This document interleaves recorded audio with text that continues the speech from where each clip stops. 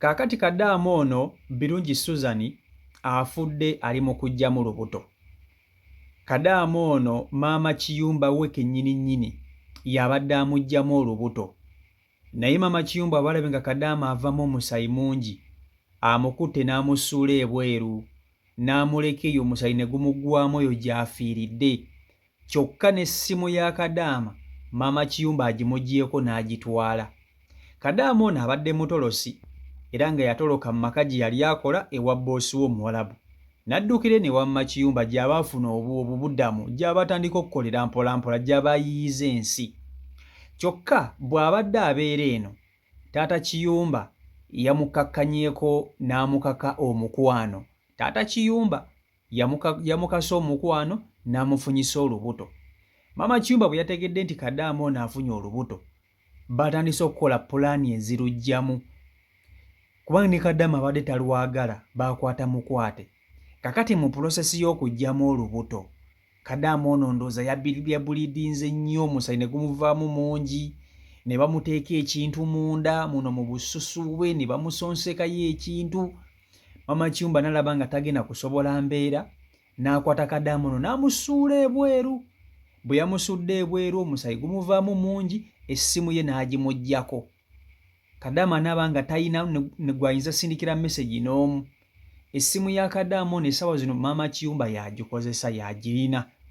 Yasindikira mikwano gya Kadaama ono messages, maba musindikira ssente. Maama Kiyumba neewuunya lwaki bannayuganda musobola okuteeka ku bannayuganda bannammwe bwe mutyo obutemu nga buno. Notta munno kumpi obanga amusse. Notta munno nga naye nawe okimanyi nti mwena muli ku ddungu, mwajja kunoonya 10, mwajja kunoonya ssente. Kadaama ono Birungi Susan awangaalira mu bitundu eby'Emityana eyo, era bw'obanga omumanyi banoonya famire ye essaawa eno. Famire ye temanyikiddwa, abafamire ye tebamanyi nti munnange omwana waabwe wenjogera kati mugenzi. Mukazi wattu ayinza okuba nga nene Uganda yalekayo abaana tebamanyi nti maama waabwe kati ze mbuyaga ezikunta. Era famire ya Birungi Susan bwe muba nga muliyo nga mundaba, Birungi Susan ava Mityana. Bwe muba nga mundaba, omwana wammwe mumunoonyeeko, simanyi mutya naye mumunoonyeeko ku ssimu ye. Maama Kiyumba yagirina essimu ye, Maama Kiyumba yagirina, yagikozesa. Eyabadde amuggyamu olubuto.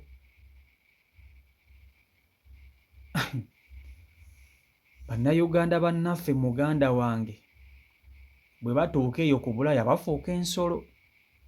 Kankutuuseko akatambi kano okerabireko vidiyo yiyo, gimpereka like. Banange musharinge vidiyo eno etuuke ku famire ya Birungi Susan. Birungi Susan abadde awangaalira mu ggwanga lya Jordan era nga nzaalwa y'Emityana. Birungi Susan yajja Jordan okola, bwe yatuuka Jordan yatuuka n'atoloka. Mu kutoloka gye yagenda teyagenda bulungi. Birungi Susan atuuka afuna olubuto, naye nga mu kufuna olwo olubuto yakwatibwa bukwatibwa. Sigamba nti oba yeeyagalira, naye yakwatibwa bukwatibwa. Kati mu kufuna olubuto abadde bagezaako luggyamu ne maama Kiyumba we.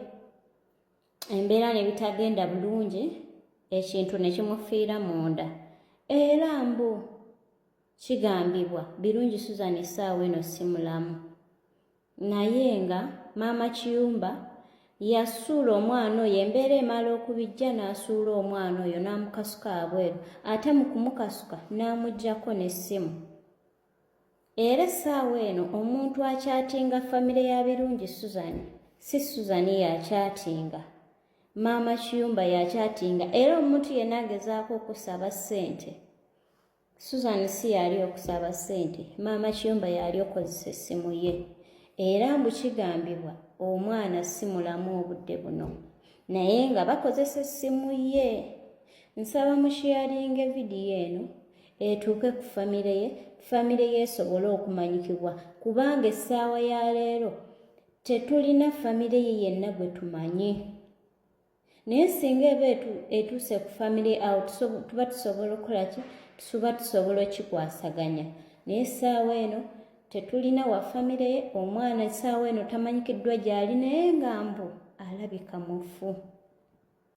amba mikwano ku update ya muganda waffe yafiira e Jordan kubamu bamama Kiyumba abamusula wabweru yono omuwala omukyala gwe bayita Joan mukwano olina mukwano gwe bayita Pretty we mwali nga musuula omwana oyo ne mumuggyako essimu ye so mbadde nsaba mu bulungi vaayo ne mukwano gwe Pretty mutubuulire ekigenda mu maaso ku muganda waffe oyo kuba ffenna twajja kuba kyeyo we mutuuka eno mwerabira ekyabaleeta ne mwefula nti mwe bannannyini nsi zino naawe oli mukozi bingi byekufunyeeko bangambye otoli mwangu naye tekikutanda n'onnumba tebakulimba n'onnumba Joan vaayo ne muno Pretty mutubuulire ekigenda mu maaso mutubuulire gy'omwasuula omwana oyo mweteke mu bigere by'oyo omwana mweteke mu bigere bya famire y'oyo omwana singa yemmwe ffenna twava e Uganda tuleka famire zaffe ne tuleka baganda baffe ne tuleka abaana baffe ne tuleka abasajja ne tujja ku ddungu okuba ekyeyo otandika otya okusuula munno ng'ali breedinga so size kuyomba Pretty ne Joan muveeyo mutubuulire mwakasukawo omwana oyo yatuuse okufa nga omwasemba okuba naye nga muliwa mwasuula omwana mu ddwaliro kuba mwewala ebinaddirira naye ate temumanyi nti omuntu teyeefiira muveeyo mutubuulire Susan mwamukasukawa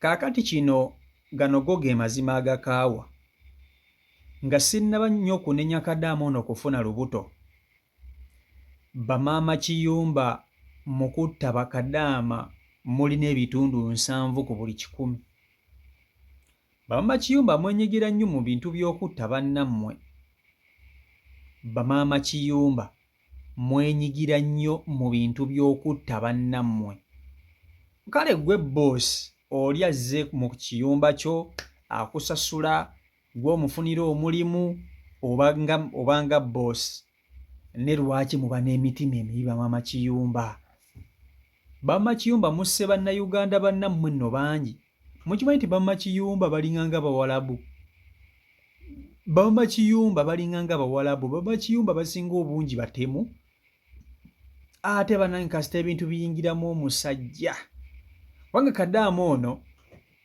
ewa boosi we gye yali akolera yali ayisibwa bubi ekyo tukimanyi omuntu wakeera ku makya n'agamba kati kantoloke aba alina embeera gy'ayisibwamu munnange etali nnungi Kadaama ono yakeera ku makya n'agamba kantoloke era Kadaama ono n'atoloka mu kyumba gye yali akola bwe yatoloka yatuukirawo ono maama Kiyumba gy'afiiridde n'abeerawo ng'akola mpola mpola kakati tata Kiyumba ng'ajjamukako omukwano ng'ajjamukako akaboozi yakwata mukwate oba okitegeera ekintu ekyo kubanga ebiseera ebisinga wano bamaama Kiyumba we babeera watera kubeerawo nnyo bataata Kiyumba kubanga maama Kiyumba tasobola kukkiriza ggwe Kadaama kuleeta musajjawo mu kiyumba kye era mu kiyumba kino kibeeramu tata Kiyumba kati tata Kiyumba yakaka Kadaama ono omukwano mbunga teyeeyagalidde simanyi oba bakkaanya ne Kadaama oba yali teyeeyagalira naye okusinziira ku Kadaama afudde yagamba nti bakwata mukwate teyeeyagalira kakati maama Kiyumba ndowooza agenda okulaba nti olubuto terusobola kubeeramu Kadaama tayinza kukuza lubuto luno nga balina okuluggyamu asigale ng'akola n'emirimu gye kati prosesi y'okuluggyamu ebintu bibyatagalidde bamutadde ekintu muno ekintu kimufiiridde munda omwana afiiridde munda avuddemu omusayi mungi tebasobola mutwala mu ddwaliro oba okitegeera bino ebyokugyamu embuto e Jordan Saudi wa tebiringa bye Uganda eno e Uganda osobola ogenda ew'omusawo n'akuyambako mu kuggyamu olubuto naye munange mwezi ensi tekisoboka kubanga abasinga bali mwezi ensi nga tebalina na biwandiiko bisobola bajjanjaba nga balwadde kati maama Kiyumba agenza okulaba nga mu butuufu tajja kusobola mbeera eno nga Kadaama amufaako mu nnyumba ye maama Kiyumba kyakoze ku kukwata Kadaama ono n'amusuula wabweru ndowooza bamuvuze ne bamutwala gye bamutwala eyo ne bamuleka eyo era bwe bamaliriza bo ne bakomawo essimu ya Kadama ne bagimuggyako nti singa abaako ne gwakubira aleme musango guteka ku Maama Kiyumba, ye Maama Kiyumba ndowooza agezezzaako kwagala kubuuza bujulizi nti Kadama ono singa aba n'essimu ye n'abako gwakubira n'agamba nti Maama Kiyumba bwanne bw'ati yankoze kino, kati kwe okusalawo n'amuggyako essimu ku Maama Kiyumba n'agisigaza. Kati saa zino Maama Kiyumba akyatinga n'abantu alowoozese nti Kadama mulamu, kumbe Kadama mufu.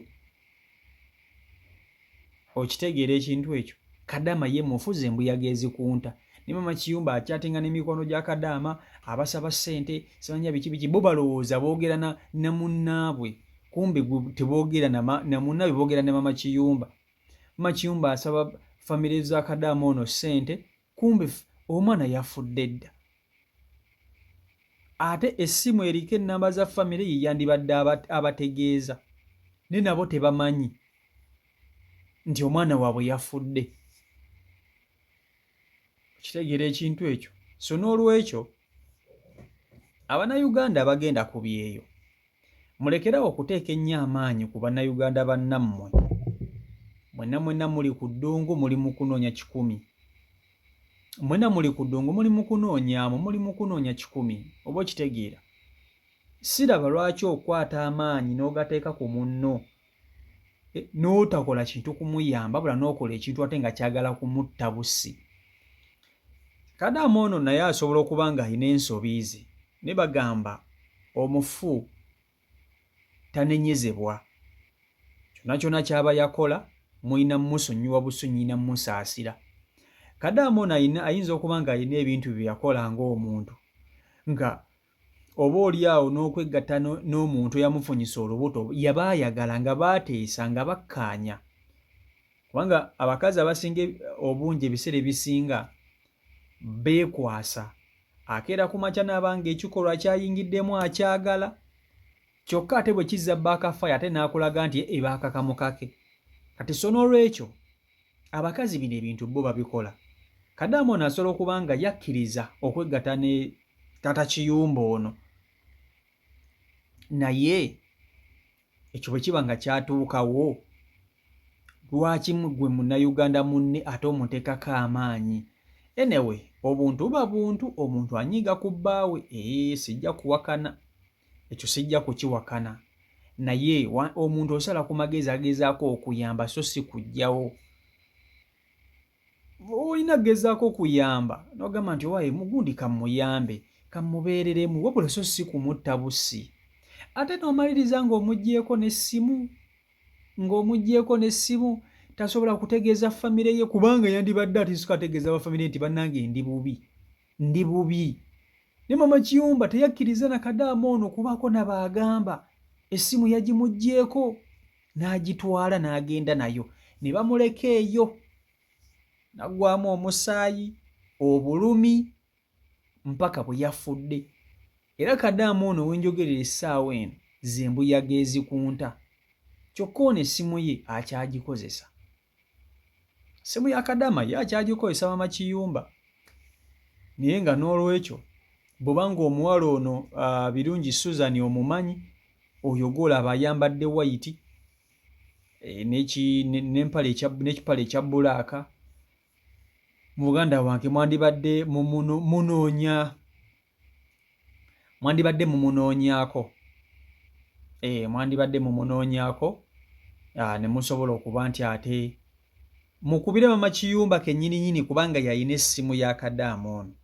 Maama Kiyumba kennyini essimu ya Kadama gye mba mufiirako, mpozi atuuka ekiseera agiggyeko, era bw'anaatuuka ekiseera n'agiggyako nga omwana wammwe mumwerabira.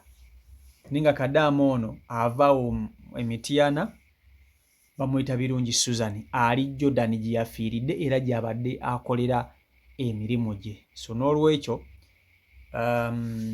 bye biri ku sayidi eyo, bye ku sayidi eyo. Bannange tukuume obuntu bulamu, nammwe bakadama abatoloka bannange mukuume ku zipu zammwe, amagulu muganyweze, muteekeko kuzigatta ku magulu. otandika otya okwagala okufuna olubuto ng'oli mu nsi gy'omanyi nti tolina na paasipooti y'oluusi, kubanga paasipooti ya Kadamu ono waliwo n'emikisa egiraga nti yagireka wa boosi we gye yatoloka. Naye nno oyagala okufuna olubuto mu ggwanga ly'omanyi tosobola na kufunamu mpeke za nnusu 1,000 nga n'okuzifuna olina kuyitira mu muntu mulala, ne gwe n'osalawo oyagala okufuna olubuto mu ggwanga eri. Omufuta nenyezeba naye anyway byebyo kitalo nnyo nnyini ddala. So bw'obanga oli sisita wa Birungi, bw'obanga oli bulaaza we, oli kazini we, oli bbaawe, oli wa luganda lwe, mufu. Mufu ze mbuyaga ezikunta essaawa eno, ekyo ky'oba olina okumanya. So n'olwekyo CEO Michael Uganda YouTube channel kwoli mwebale nnyo okuba nti ate mugoberera, mwebale kusubscribinga ssaako n'okuba nti ate mufollowinga. Abeekumira ku mukutu mbaagala nnyo nnyini ddala, Omukama Katonda bankuumire, abankolere obulungi obutagambika. Mubeere bulungi, mwiraba. Peace and love.